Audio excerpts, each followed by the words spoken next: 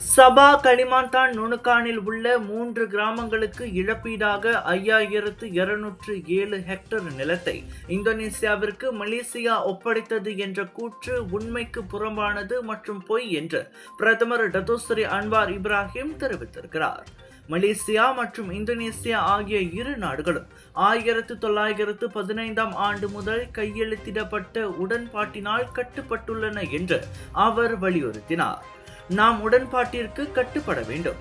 மேலும் சர்ச்சைக்குரிய அந்த பகுதி 1915ஆம் ஆண்டின் உடன்பாடு முதல் தொடக்கத்திலிருந்தே நமது அனைத்து பதிவுகளிலும் வலியுறுத்தப்படுவதை தாம் காண்பதாகவும் அன்வார் தெரிவித்தார். நாங்கள் அதை உறுதிப்படுத்தப்படவில்லை, ஆனால் அது மலேசியாவிற்கு சொந்தமானது என்று நாங்கள் ஒருபோதும் உரிமை கோரவில்லை என்று அவர் கூறினார்.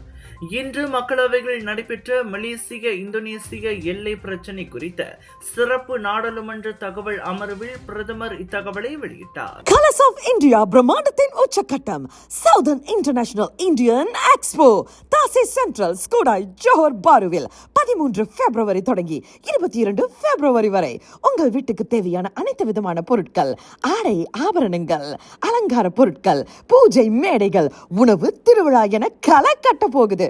குடும்பத்தோட வாங்க, மகிழ்ச்சியா போவீங்க. 80% விழுக்காடும் காத்துக்கிட்டு இருக்கு.